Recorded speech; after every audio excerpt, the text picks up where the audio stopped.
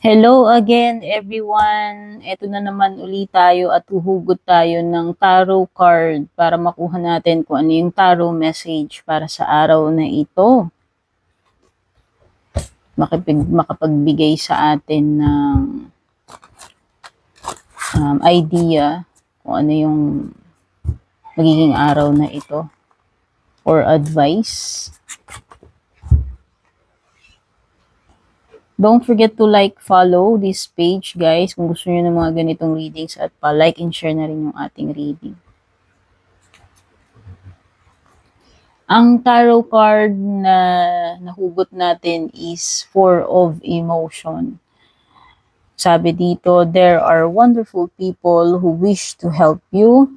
Opportunities are being offered to you, but you aren't noticing or trusting the gifts of heaven.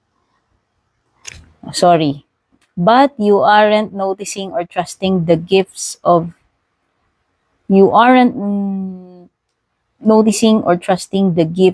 heaven is bestowing upon you. Look around you.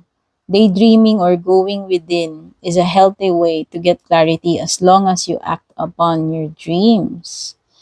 So, kung di ako nagkakamali, this is the Four of Cups. Pero dito sa deck na ginagamit ko, the name is Four of Emotion.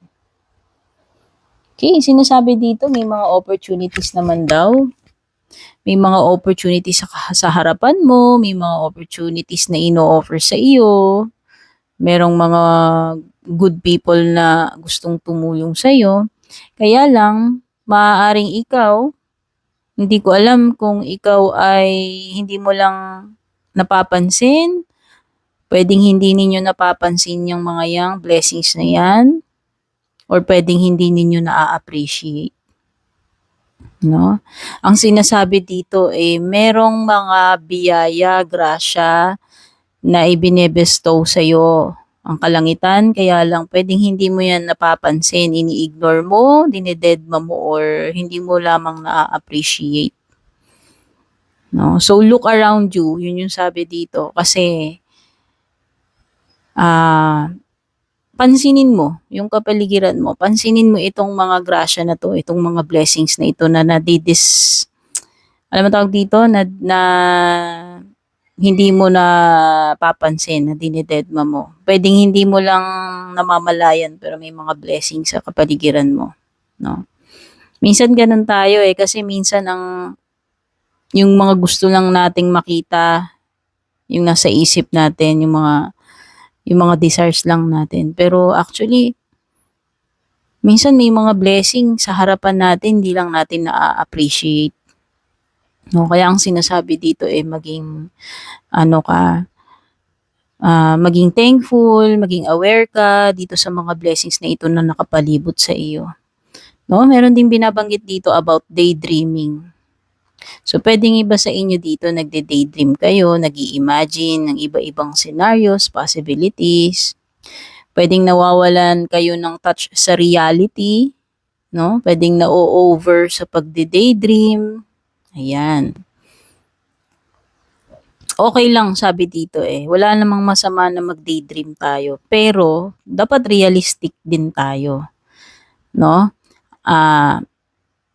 Sabi dito is walang masama sa daydream, basta yun yung kumbaga yung healthy way ng pagde-daydream yung ginagawa natin, na dapat kumikilos din tayo, hindi lang puro daydream.